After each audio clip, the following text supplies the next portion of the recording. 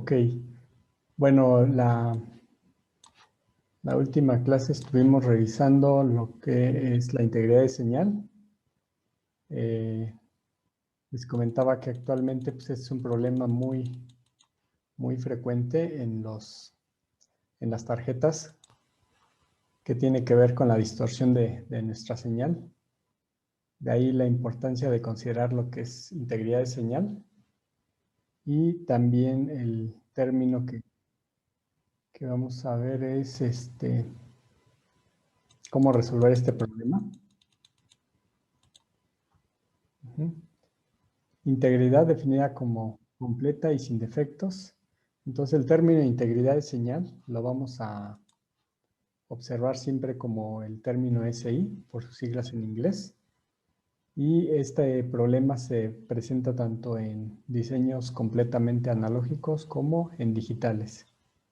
Y básicamente consiste en la transmisión de calidad de una señal para que el dispositivo que lo reciba pueda nuevamente recuperar esta señal. Este es un problema muy fuerte en el caso del diseño de las tarjetas, sobre todo en aquellas que manejan frecuencias altas, y es lo que vamos a estar mencionando. Vamos a hacer algunas pruebas también para verificar cómo ocasiona el problema las mismas pistas de cobre.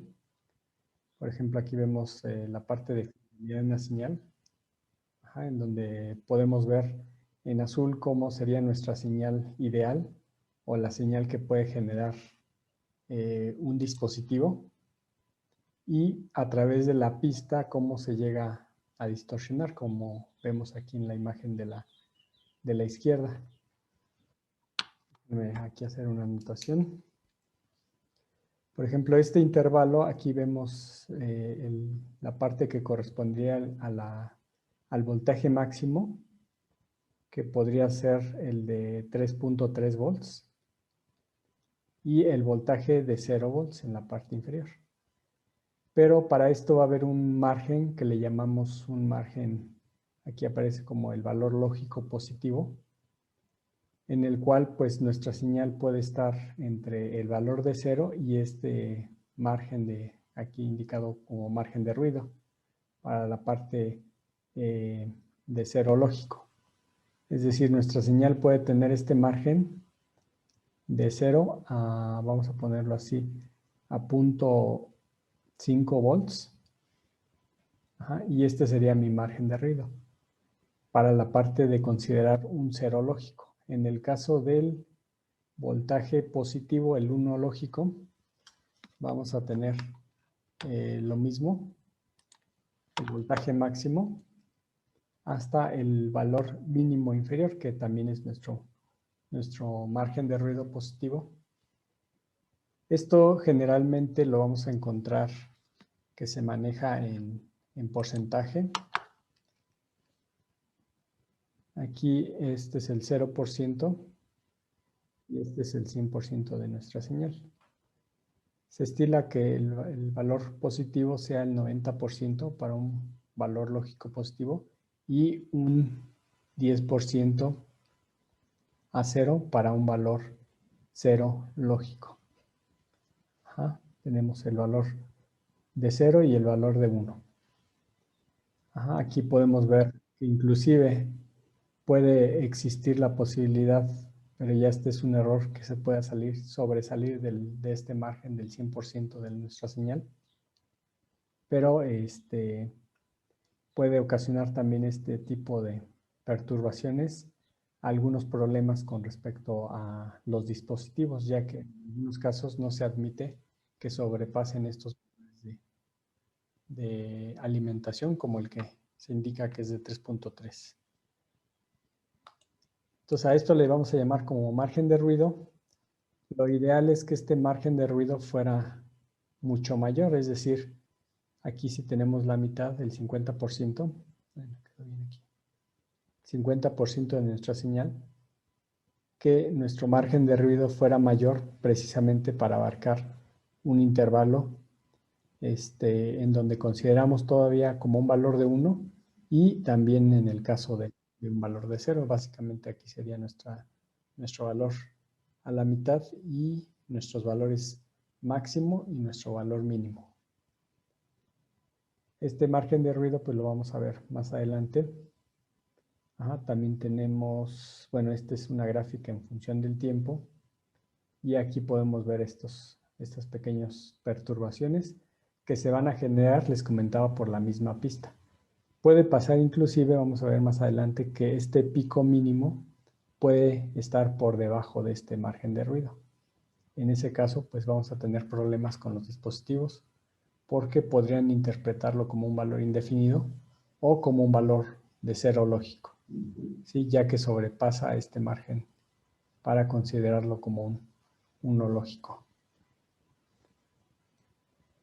Ok, ¿hasta aquí hay alguna pregunta o duda?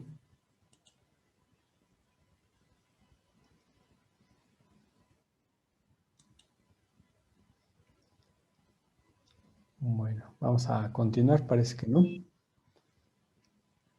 Aquí vemos ese caso extremo que les comentaba. Y lo que puede ocasionar, decíamos, es que inclusive aquí vemos algunos casos en donde podemos tener estas variaciones de nuestra señal principal y generar posibles falsos positivos a nuestra señal. Este sería nuestra señal no tan idealizada, pero la que sí podría generarse a través de la salida de un componente, y esta podría ser la que tuviéramos ocasionada por las pistas de cobre de un mal diseño en la tarjeta, que vamos a ver más adelante quiénes podrían generar estos problemas. Aquí vemos algunos corrimientos y vamos a ver, bueno, aquí dice la fidelidad de una señal es el grado de exactitud o repetibilidad en la producción de las señales para su análisis y depuración.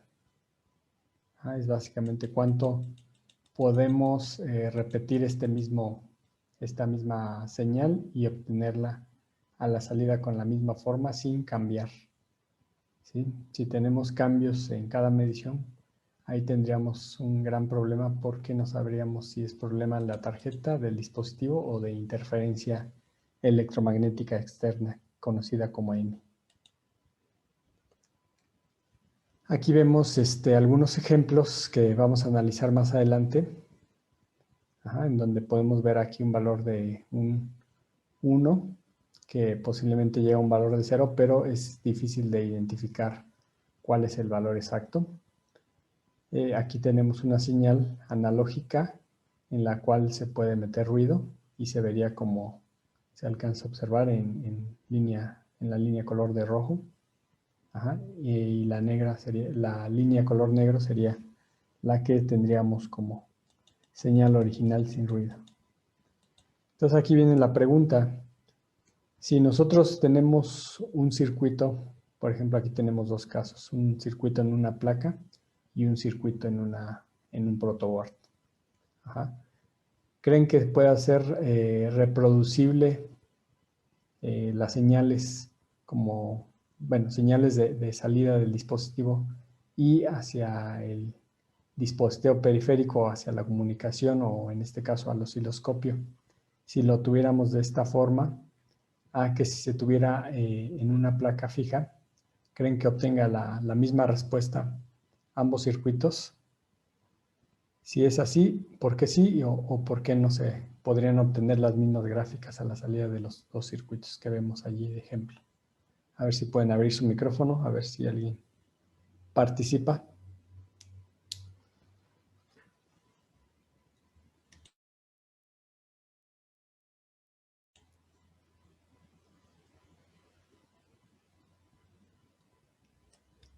A ver, vamos a preguntar entonces a Elisandra.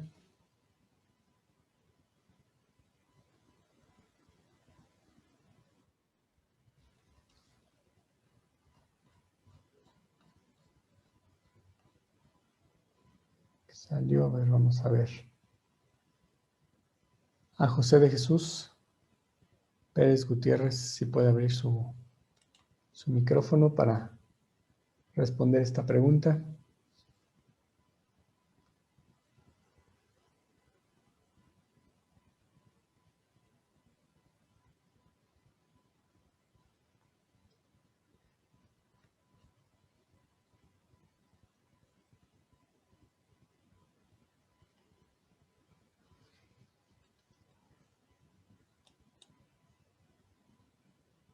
¿Está Alan?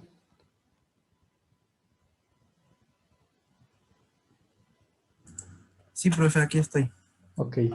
A ver, ¿cree que con un osciloscopio convencional, el que usted tenga, bueno, que tuviéramos a la mano, cree que puedan dar los mismos resultados en las mediciones un circuito que está en placa a un circuito que se encuentra en un protoboard? Sí y no, ¿y por qué cree que sea así? Pues como yo lo veo, o a lo que yo entiendo, Sí. sería, no sería lo mismo. Ujú, Yo pensaría que algo similar, pero por la cuestión de, pues todo lo que conlleva, por ejemplo, la placa, sus pistas, todo su arreglo, la parte física, ujú, y en comparación con que si lo hicieran una protoboard, que son los cables, son diferentes resistencias, digámoslo así, que no contemplamos nunca, la protoboard en sí, sus características, todo lo que conlleva ese dispositivo. Entonces, pues a mi parecer daría algo similar, pero ujú. no creo que nunca de lo mismo, por la cuestión, como le comento, de toda la parte física y aparte, pues lo que conlleva el hacer ese circuito en diferentes lugares. Ok, es correcto. Gracias, Alan. Efectivamente, no es lo mismo hacer un diseño en tarjeta, que básicamente pues es las mismas pistas, no se cambian de posición, siempre están al lado de algunos elementos, algunas pistas, algunos planos de tierra, a hacer un diseño completamente en protoboard, porque como lo acaba de mencionar Alan, el movimiento de los cables, inclusive la operación, si estamos trabajando en casa y en la escuela, la radiación que reciben estos cables pues va a ser diferente. Entonces los equipos que nos miden estos valores o estas señales pues nos mostrarán siempre resultados diferentes. Entonces lo más próximo al valor o a las mediciones constantes sería un diseño en una placa. Básicamente lo que cambiaría quizás sería con respecto a la radiación electromagnética que tuviera en cada situación, pero sería muy próxima. Entonces esa es la idea de ahorita mencionar que se obtendrían dos diferentes resultados. En este sería variable, no sería reproducible. En cada medición podríamos obtener diferentes valores. Por el caso de los cables, que se estarían muy fácil en movimiento, y tendríamos diferentes situaciones. Aquí hago dos menciones, una con respecto al osciloscopio y otra con respecto a una respuesta en simulación. El osciloscopio, generalmente los fabricantes de osciloscopio lo que buscan es ser menos intrusivo. Ajá, es decir, que los efectos que genera el osciloscopio debido a los cables y a las puntas sea lo menos, modifique muy poco a la señal que estamos midiendo. Es por eso que en algunos casos, como vemos aquí en la imagen, vamos a ver las puntas de osciloscopio y la tierra conectada de esta forma, precisamente para que la interferencia solamente la ocasione este pequeño tramo de punta del osciloscopio, ya que la mayoría pues va blindada el cable hasta llegar hasta el osciloscopio. En algunos otros casos, para ser menos intrusivo, ponen aquí en las puntas algunos circuitos de medición en donde ya digitalizan la señal y la mandan hacia el osciloscopio, básicamente reduciendo esa distancia y solamente teniendo la parte digital en la transmisión desde la punta hacia el osciloscopio. Ajá, eso es lo que buscan los fabricantes de osciloscopio en meter menos efectos a las mediciones. Por otro lado, tenemos la simulación, que es lo que estamos analizando en este curso, y es revisar, bueno, hay software que nos permiten o nos indican a través de imágenes cómo es que la radiación se dispersa a través de la placa, indicando en colores donde tenemos la parte crítica, la mayor radiación de campo electromagnético, y en color azul la menor cantidad de esa radiación electromagnética. Entonces podemos ver mediante una parte más visual y gráfica los resultados que obtendríamos en la simulación. Las dos opciones que tenemos, tanto en la parte simulada como en la parte física, tienen sus ventajas y desventajas. Por ejemplo, aquí en el caso del software, pues va a ser más económico hacerlo previamente en software, ya que las correcciones se pueden realizar nuevamente, que si nosotros hacemos la fabricación de la tarjeta y hacemos la medición, pues nos va a resultar más costoso, ya que la corrección no se tendría que hacer, no se podría hacer de forma rápida, tendría que implicar un nuevo diseño y otro proceso de fabricación para hacer una nueva prueba de manera física. Entonces lo ideal pues sigue siendo la parte de software. Otra cuestión pues es el tiempo de desarrollo. Básicamente si yo requiero una tarjeta, pues esto me va a permitir hacer las modificaciones las veces que requiera y poder ajustarlo a punto de tal forma que no tenga problemas al momento de hacer la fabricación. En el otro caso, pues nos va a llevar más tiempo de desarrollo, ya que tendríamos que estar haciendo varias tarjetas y eso pues nos va a llevar más tiempo para poner a punto el sistema. En el caso de simulación, pues solamente sería varias iteraciones de diseño que se podían analizar mediante el software y solamente una fase o dos de fabricación. ¿Sí? Es muy poco probable que algo que tengamos en la simulación no se pueda ver en la parte física. Generalmente la parte física se aproxima mucho mediante estas herramientas de simulación. Serían ya casos muy específicos en donde no se contemple, por ejemplo, la forma de donde va a estar operando esta tarjeta. Por ejemplo, mencionábamos la interferencia electromagnética, ya que en este caso si no se considera y se arma el circuito, pues lo que vamos a estar registrando es la radiación que se suma a la tarjeta, pero por cuestiones de operación de la misma tarjeta, de las condiciones de operación. ¿Hasta acá hay alguna duda o pregunta?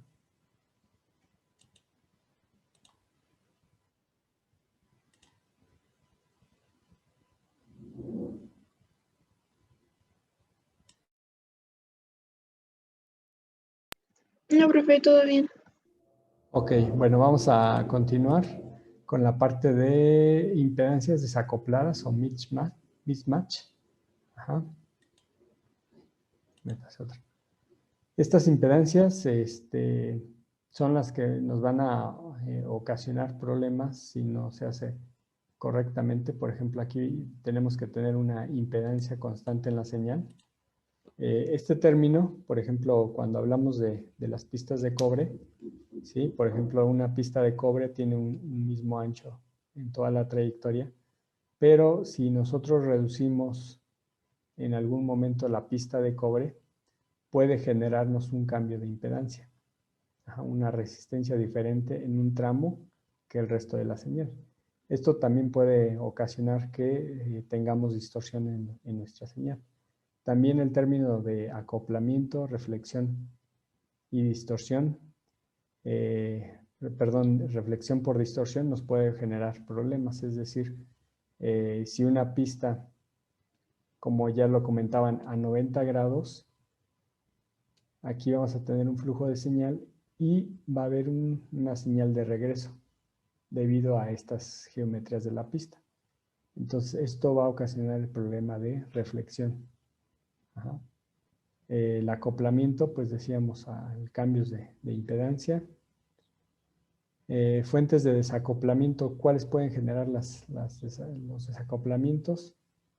Pues las dimensiones en los trazos o la geometría, es decir, por ejemplo, una pista sin o con muchas perturbaciones. Por ejemplo, yo se me ocurre hacer aquí una pista, una pequeña saliente, sin tener algún sentido esta pista o alguna funcionalidad.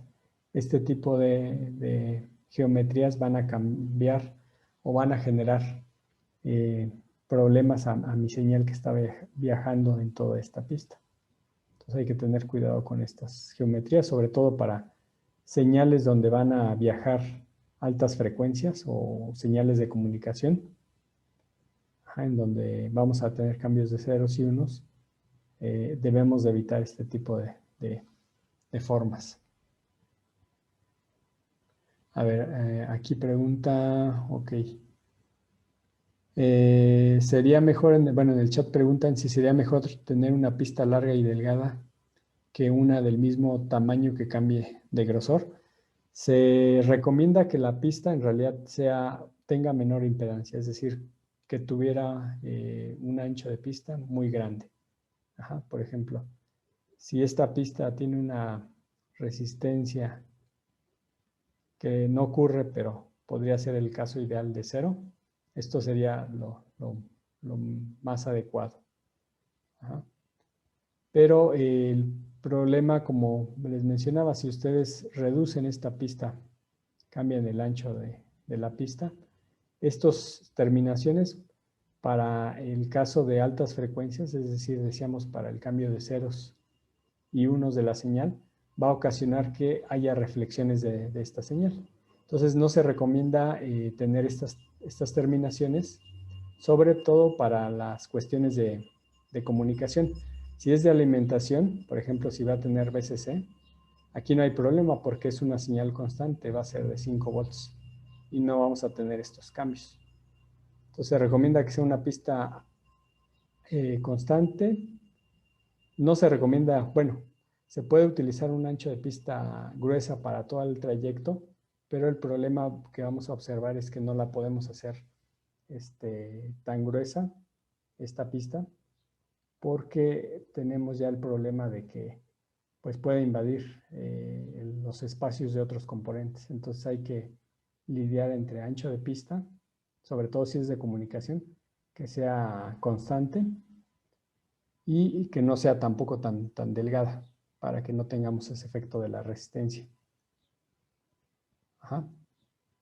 No sé si quedó claro esta duda que tenía. Sí, profesor, quedó claro, gracias. De todos modos, ahorita vamos a ver algunos ejemplos de las prácticas que me mandaron. Miren, aquí tengo el caso es respuesta de frecuencia BC error. Por ejemplo, cuando trabajamos a frecuencias muy bajas, por ejemplo, aquí vemos 0.1 gigahertz. Ajá. La amplitud y el porcentaje de error pues va a ser básicamente el 100, no vamos a tener ninguna pérdida de la señal. Si hablamos de frecuencias más bajas, del orden de hertz, de 1 hertz, de 2 hertz, de 100 hertz, no vamos a tener problemas en la amplitud de la señal. Los problemas se van a ver reflejados sobre todo para señales. Aquí vemos 0.1 Hz, 0.2, 0.3, 0.4, 0.5 GHz. 0.5 GHz estamos hablando de 500 MHz y ya es considerable la atenuación de la señal. Aquí vemos más o menos está por arriba esto es 70%, 85%, y está por arriba del 85% cuando estamos trabajando a 0.5 GHz. Cuando trabajamos a 1 GHz, pueden notar que ya tenemos decae mucho la señal hasta un 70.7%. Entonces, el incremento de la frecuencia va en relación con la atenuación de la señal. Ajá, y bueno, también ahí tiene que ver que debemos de tener más cuidado con la longitud de las pistas. También aumentar el ancho de pista reduce el problema, pero tampoco podemos hacerlo tan ancho la pista porque si lo que buscamos es reducir espacios o dimensiones, pues no podremos hacer pistas con anchos muy grandes por este problema. Ajá. También vamos a ver que efectos de este estilo se pueden solucionar. Si cambiáramos de material, por ejemplo, si utilizáramos otros materiales como plata, tendríamos aquí solucionado un poco el problema de comunicación, pero se volvería más costoso. O si cambiáramos la fibra de vidrio, el FR4, por otros materiales con mejores características, pero también incrementaría el costo de la fabricación de la tarjeta. Vamos a ver más adelante qué materiales son los que podrían mejorar la conductividad y reducir estos problemas que mencionamos.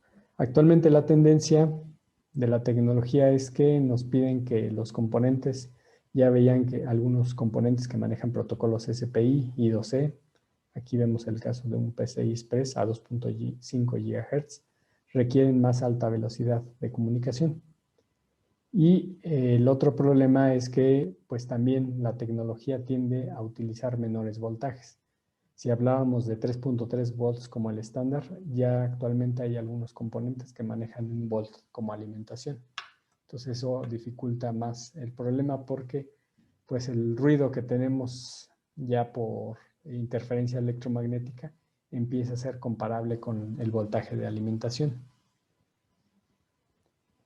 Aquí pregunta José Miguel Ordóñez, ¿hay materiales que utilicen el oro? Sí, sobre todo para aquellas aplicaciones que consideran que no debe haber fallas.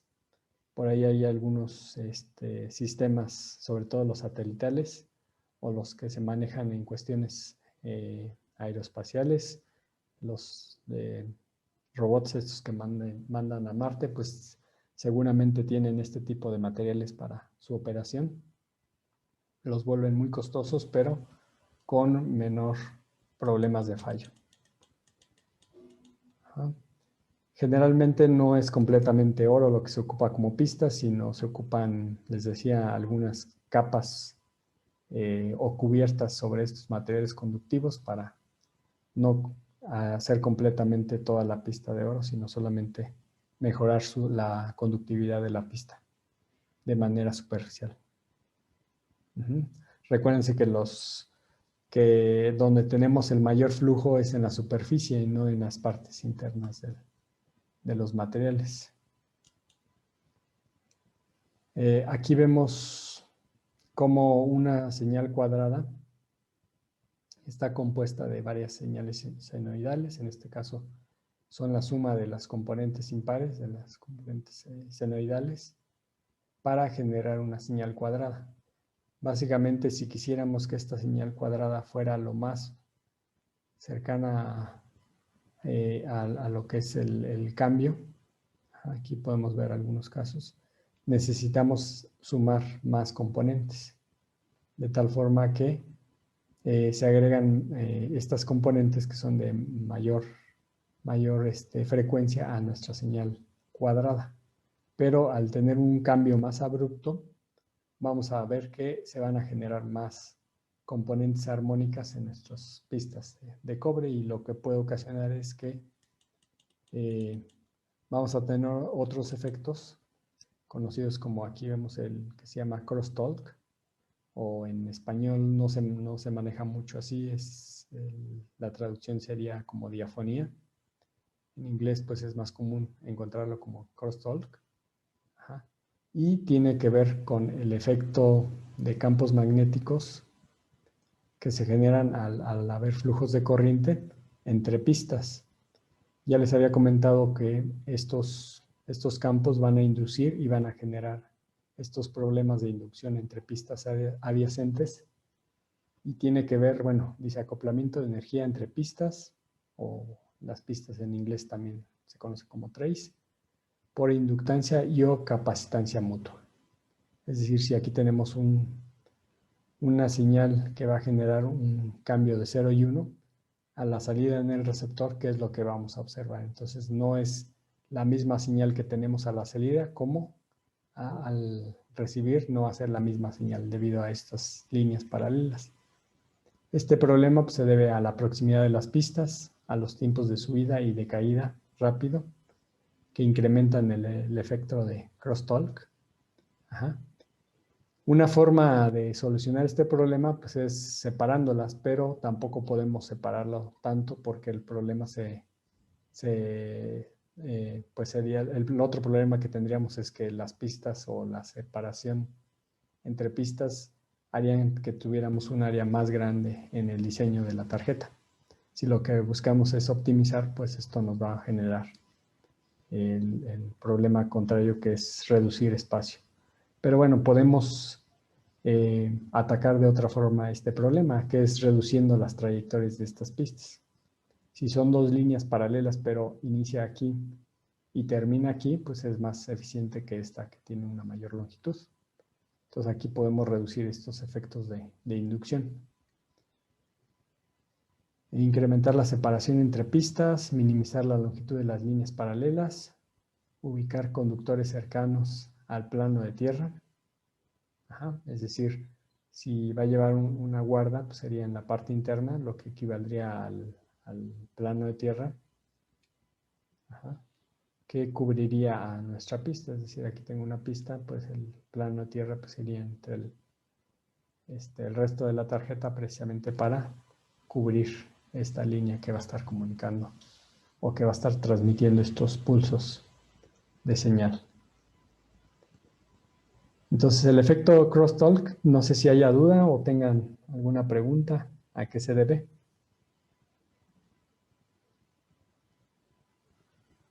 Sí, está claro. Esta es pregunta de examen, por si queda duda, pues de una vez y no cuando estén en el examen, porque pues ahí sí no va a haber sesión de preguntas, ¿no?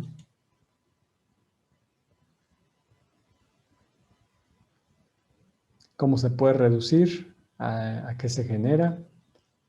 ¿Está todo claro?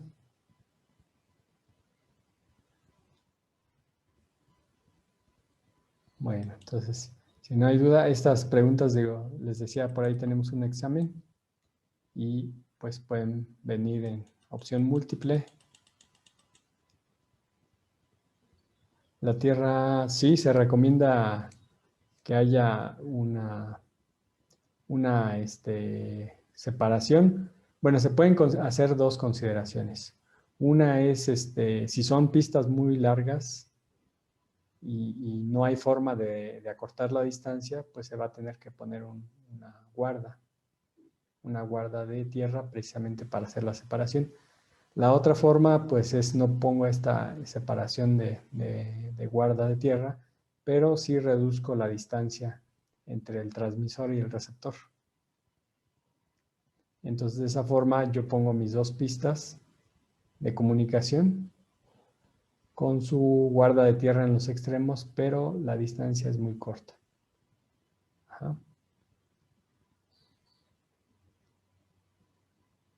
Esa sería una solución, minimizar la longitud de las líneas paralelas para reducir este efecto de crosstalk. No se va a quitar, pero sí se va a reducir. ¿Sí? Sí está claro. La otra es que si es de 4 capas, pues yo pongo una pista de tierra aquí y aquí viene la otra pista de comunicación, en donde cambio de pistas. Aquí tengo la parte de GND y de BSC. Y de esta forma pues reduzco el efecto, o inclusive yo puedo desacoplar, no tenerlas de forma paralela, alejarlas un poco sobre los dos planos, la de top y la de bottom. Sería otra forma de reducir este efecto. Pero si están en el mismo plano, es metiendo esta parte, esta guarda de tierra, o el reducir la longitud de las líneas paralelas. Solamente pues va a haber ese efecto cuando tengamos estas líneas paralelas. Aquí mencionaban que otra forma, pero no es la ideal, o a qué se debe, es que tenemos esos cambios abruptos de señal. Lo ideal es que el cambio fuera menos abrupto, pero lo que implicaría un mayor tiempo. y actualmente lo que se tiende es que sean lo más rápido posible. Ok, bueno, si no hay más preguntas en esta parte, vamos a pasar a otro efecto, que es el de ruido. El ruido pues se puede generar, les decía, por ruido electromagnético, o puede ser por los mismos sistemas o la parte interna que está en la placa. Por ejemplo, si tenemos un motor, el motor por el consumo de energía pues puede generar ese ruido.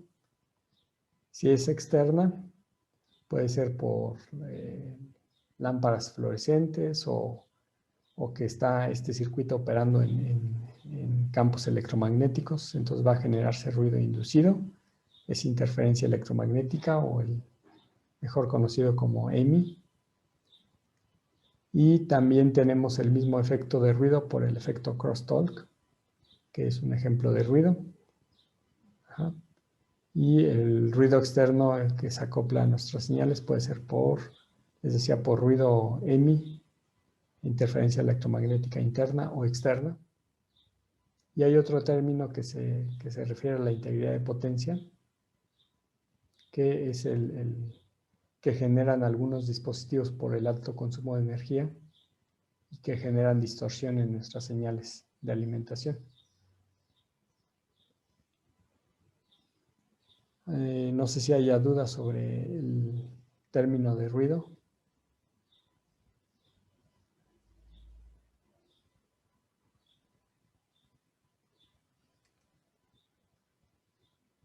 ¿Sí está claro?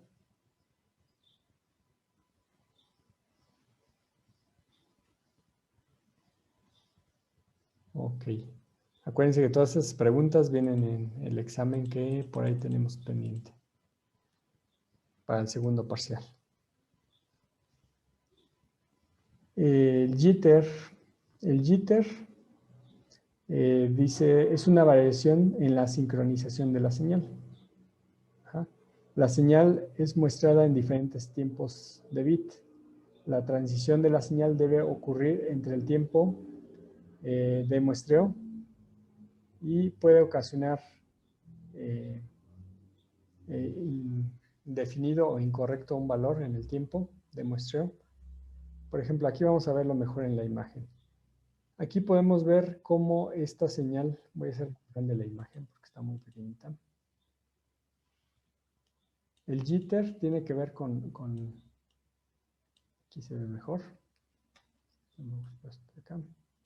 Borra estas imágenes. Ajá.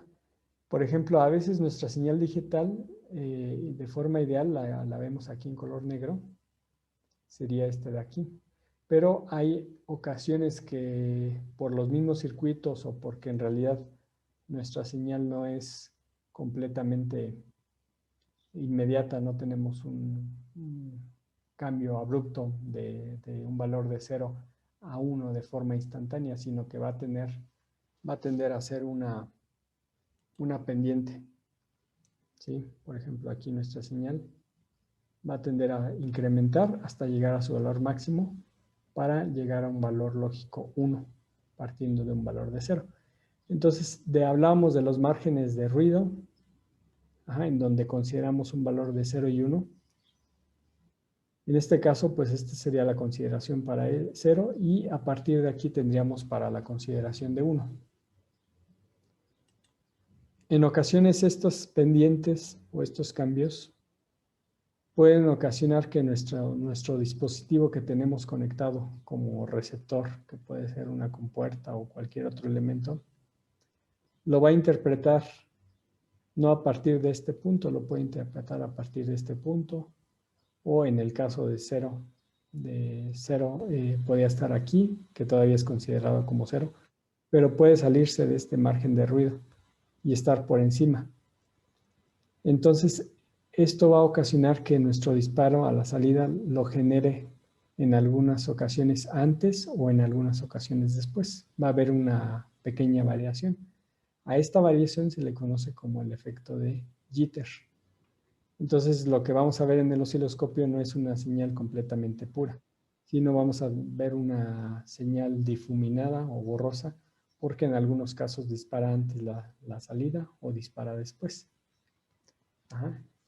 Este es un efecto ya físico que se puede ver sobre todo en equipos de medición, el efecto jitter, y lo que vamos a ver en el osciloscopio es esta variación. Déjenme mostrarles una imagen de este efecto, pero cómo sería en un osciloscopio.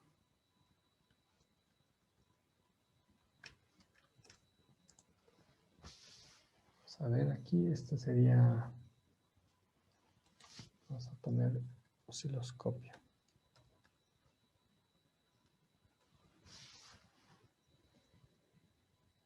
En el osciloscopio, a ver, vamos a ver esta imagen, me gustó más.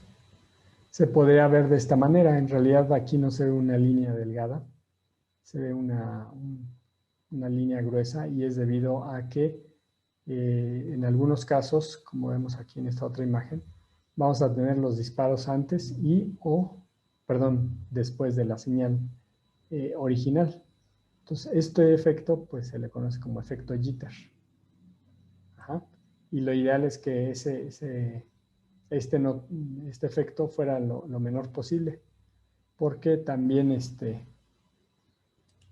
cuando trabajemos con varias señales, por ejemplo, en el caso de algunas compuertas o de microcontroladores que queremos que llegue una señal constante, pues vamos a tener disparos del microcontrolador debido a que ocurrió antes o después ese disparo. Entonces esto puede ocasionar que no haya un disparo constante de nuestra señal a la salida. Entonces así lo veríamos, este efecto conocido como jitter. Esto también se debe a las pistas de cobre de la tarjeta. Entonces vamos a ver que nuestra pista de cobre va a poder o va a generar estos retrasos de la señal. Y esto pues tampoco es bueno al momento de tener ya una tarjeta y que tenga este efecto muy marcado, de tal forma que veríamos que algunas veces nuestra tarjeta funciona bien y en otras no. Entonces también esto se debe al retraso de la señal. Aquí vamos a poner esta imagen, ya que la señal le lleva un cierto tiempo de transición. Entonces este efecto, les decía, pues se debe a esta transición. Entonces hay que tener cuidado al momento de diseñar las tarjetas y que se puede presentar al momento de hacer la lectura de nuestro dispositivo. ¿Alguna pregunta hasta aquí? Por aquí preguntaron cuándo será el examen. Pues yo creo que ya tenemos, ya estamos en la parte del segundo parcial. Sería la próxima semana, pero igual para no interferir las clases, ¿qué les parece un viernes?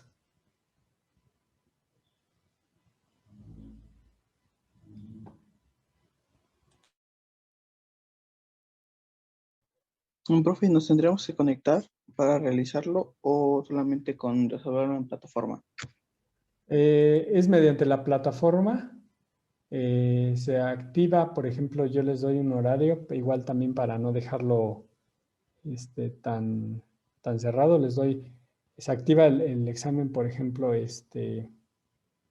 el viernes a las 12 y tienen que contestarlo hasta las 2 o 3 de la tarde, o puede ser igual a partir de las 6 en adelante, de 6 a 7 y media o a 8.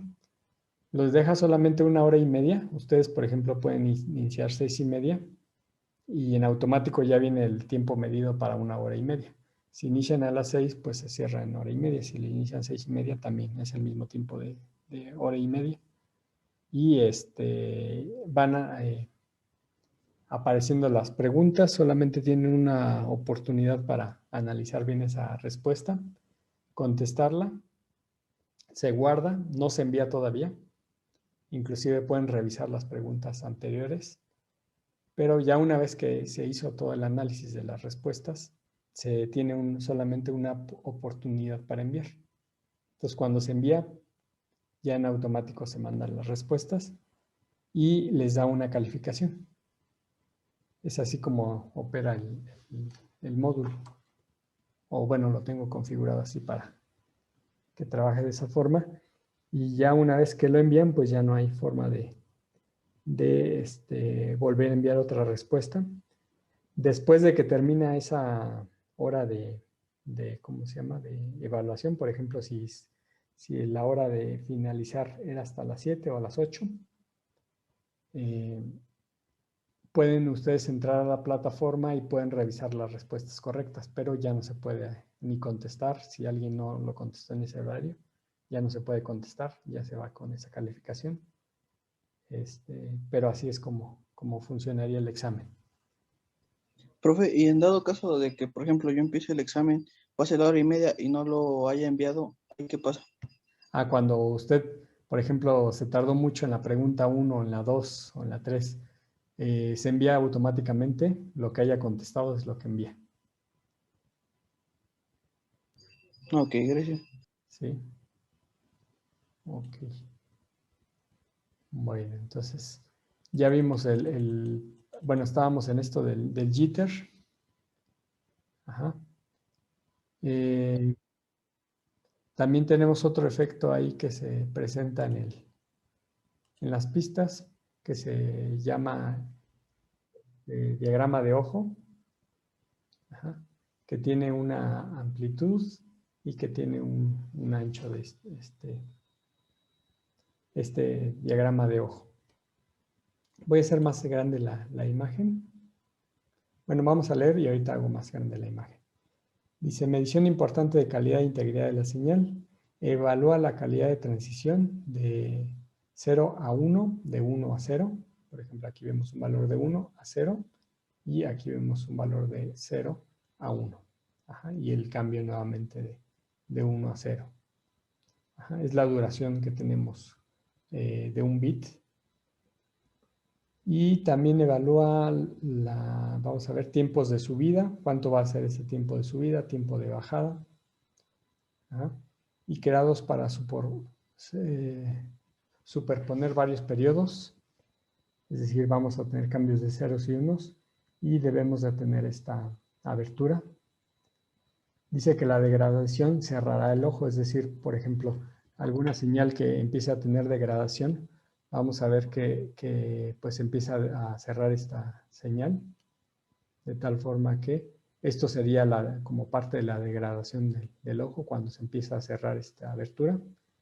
Y se ocupan máscaras para definir o delimitar estos límites, es decir, yo puedo definir, ya sea mediante simulación, que puedan realizar estos tipos de análisis, yo puedo definir este margen de apertura entre lo que es la altura y el ancho del ojo. Entonces puedo definir aquí, por ejemplo, voy a definir un cuadro en la parte interna, que yo puedo definir esta amplitud.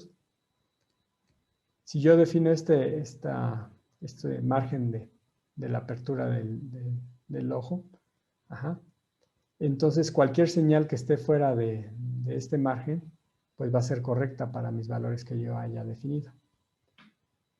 Lo ideal es que tuviéramos el voltaje de máximo, por ejemplo, si es de 5, definir como altura máxima de 5, y si yo defino el tiempo de este bit, por ejemplo aquí, lo que dura este bit, a lo mejor si este es un nanosegundo, y yo defino 8 nanosegundos, entonces si cae dentro de este intervalo, mi señal, es decir, no invado este cuadro, pues estaría correcta la señal.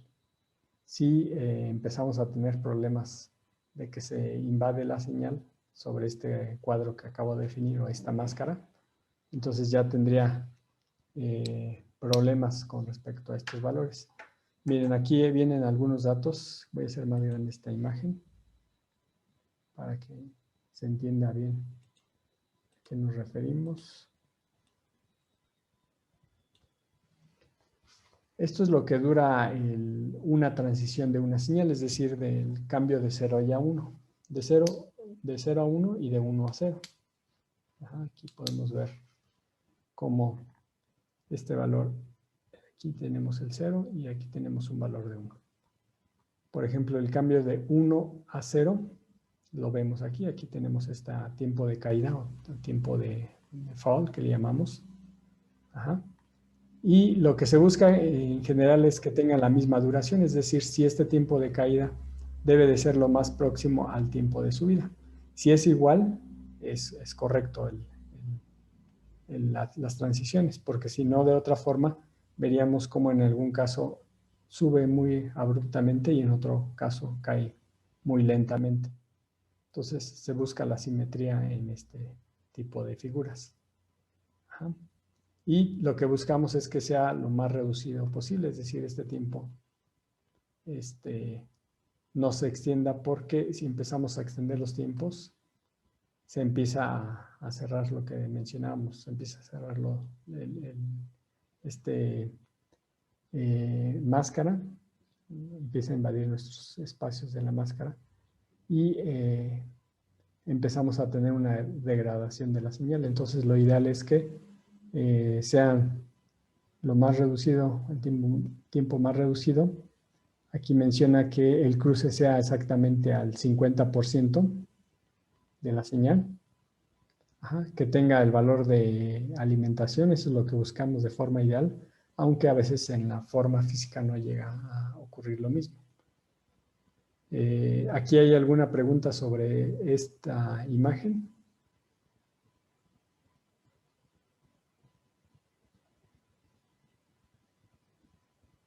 A ver, aquí pregunta José Miguel Ordóñez, dice, ¿cómo se genera este tipo de señales con componentes, por ejemplo, un B-Pulse? Bueno, aquí el B-Pulse, nosotros generamos una señal con de esta forma, ¿no?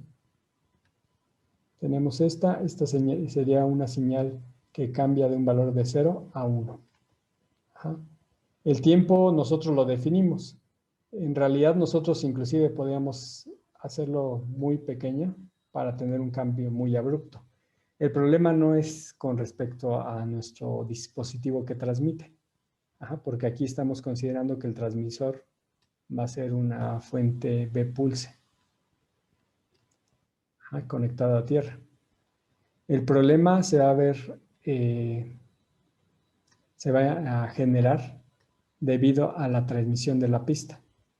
Por ejemplo, si nosotros metemos una señal que cambia muy rápidamente por esta fuente B-Pulse, porque es la que nosotros indicamos que cambie rápidamente, el problema va a ser a la salida. La salida por el tiempo de demora o de retardo de la señal, pues vamos a ver que va a hacer que la señal a la salida sea de esta forma e incluso tenga un sobredisparo y se genere un sobreamortiguamiento debido al efecto capacitivo e inductivo que tenemos en esta pista. Perdón, capacitivo y resistivo que presenta esta pista. Entonces, el problema pues lo vamos a ver a la salida de la pista y cómo lo va a tener el receptor. Idealmente nosotros podemos manejar esto como entrada y a la salida podemos obtener esta respuesta. Esta es parte de la degradación de la señal. Y esto lo podemos revisar mediante simuladores. O sea, podemos poner una fuente B-Pulse con una señal que cambie muy rápidamente. Esta también, generalmente estos cambios sí llevan un tiempo de subida definido. Rise o tiempo de subida. Y este tiempo de subida lo vamos a obtener no por la fuente B-Pulse, sino vamos a considerar, por ejemplo, si es una compuerta, viene en la hoja de especificaciones cuál es el tiempo máximo de este componente. Entonces lo podemos cargar con estos datos de este componente y a la salida observar qué es lo que obtenemos. Obviamente, entre mayor longitud tengamos de esta pista, vamos a tener más efectos de este tipo. Va a incrementarse el sobretiro debido al efecto resistivo y al efecto capacitivo. Entonces, la degradación de esta señal va a ser debido a las pistas de cobre. Entonces, ¿cómo reducimos? Pues igual, tenemos que reducir distancias y tenemos que hacer las consideraciones de los componentes electrónicos. El simulador que hemos trabajado, el Eagle, no considera esta simulación. Hay otro software que manejan la parte de integridad de señal, como lo es el Eagle o como lo es Altium. Y hay por ahí otro software que me gustaría, bueno, estoy investigando para que mostremos este funcionamiento, pero hasta ahorita la forma de solucionar este problema es reduciendo las distancias, poniendo la parte de